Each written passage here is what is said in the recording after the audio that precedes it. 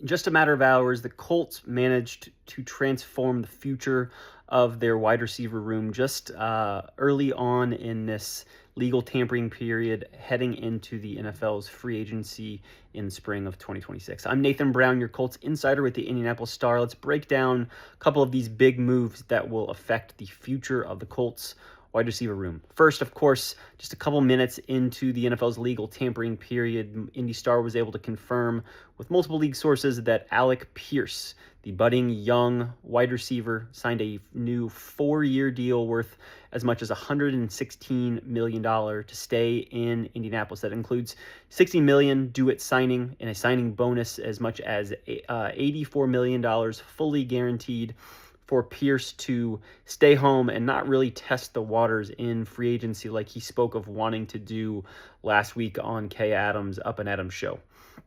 On the flip side of that, Michael Pittman Jr., the team's sixth-year wide receiver who for several years now has been the Colts' number one wide receiver, is headed off to the Pittsburgh Steelers for a late-round pick swap. Michael Pittman Jr. led the Colts and was a true wide receiver one in 2021, 2022, and 2023. Led the team in targets, catches, yards, and touchdowns receiving-wise in all three of those seasons. But those numbers started to change a little bit over these last couple of seasons as Alec Pierce started to emerge.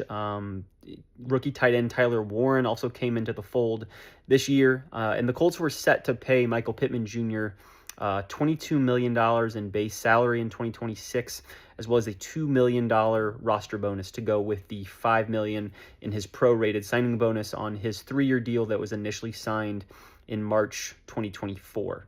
So getting off of this deal, the Colts, though they don't gain much in terms of draft capital, gain $24 million in cap space, which is going to go a long way toward making room for Alec Pierce's new deal, adding and solidifying Daniel Jones in whatever long-term deal the Colts are likely to reach with him and his agents. So a big kind of changing of the guard day for the Colts wide receiver room in solidifying Alec Pierce, who was seen around the league as the top free agent wide receiver heading into Monday with the start of the legal tampering period. And Michael Pittman Jr. Heads elsewhere to try and take on maybe a little bit larger role as Alec Pierce gets an increased number of targets, likely yards, scores, and catches to come along with that as well, along with his massive pay raise. Continue to head to IndyStar.com as me and my beatmate Joel A. Erickson will have a lot more stories, podcasts, videos, thoughts in general on what the Colts are able to do as the NFL's free agency period kicks off today and truly gets rolling in earnest on Wednesday.